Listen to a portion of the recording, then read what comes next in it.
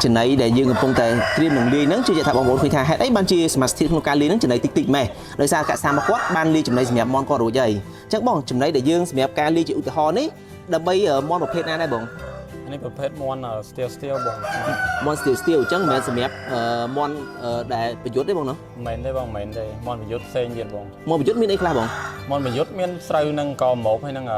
ចំណីហ្វីលីពីនយើងបងលាយចូលគ្នាមានតែ3មុខទេបាទហ្នឹងសម្រាប់យើងលាយចូលគ្នាអូមានតែ3តែ4មុខទេតែនេះវិញគឺសម្រាប់មន់ជំទង់បាទមន់ជំទង់មន់ស្ទៀវតែពេលទុំមានមន់អីបានទេបងបានបងបាទមានអីខ្លះបងក្នុងនេះអានេះមានកหมกបង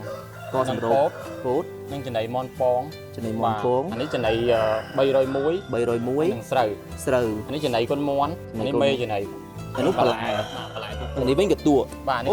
កតួយើងដាក់ច្រើនបងเนาะបាទហ្នឹងទួងត្រូវការច្រើនជាងគេត្រូវការច្រើនជាងគេតែបងខ្ញុំឆ្ងល់ខ្ញុំធ្លាប់តែឃើញគេសូនចំណីរដងអត់ដែរឃើញដាក់អង្គសម្រូបនេះនេះដាក់សិតអង្គសម្រូបបងមិនអញ្ចឹងបងអានេះគេដាក់ធម្មតាកន្លែងមួយខុសគ្នាហ្មងគេដាក់ដើម្បីឲ្យសុខភាពវាកុំឲ្យវាស្ងួតកុំឲ្យអញ្ចឹងវាឆាប់លូតលាស់លឿនអញ្ចឹងលូតលាស់លឿនចុះចំណី301ទៅវិញបង301ដាក់ដើម្បីឲ្យវាស្ទុះមន់កុំខាត់លឿន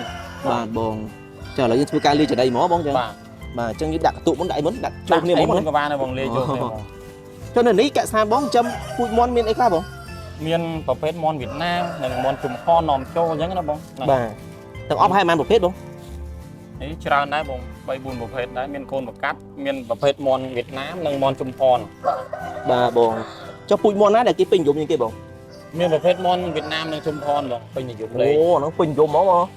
លក់ដាច់ជាងគេអញ្ចឹងលក់ដាច់បងហើយមន់ថ្លៃជាងគេមន់អីបង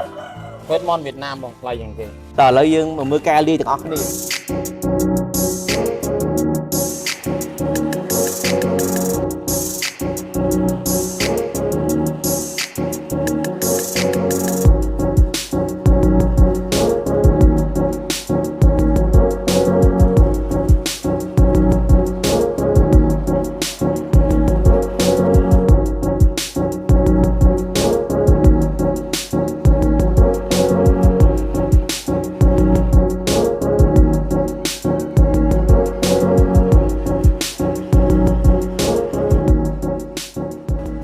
បាទដូចបងប្អូនបានឃើញអញ្ចឹងឃើញថាសមាជិកក្នុងការលាយក៏បានលាយត្រឹមត្រូវអញ្ចឹងការសូនគឺលឿនខ្លាំងមែនតើដល់មួយផ្លែតនេះបានមកកគោកអាចយកដាក់ឲ្យមន់ចាំគាត់បានហើយ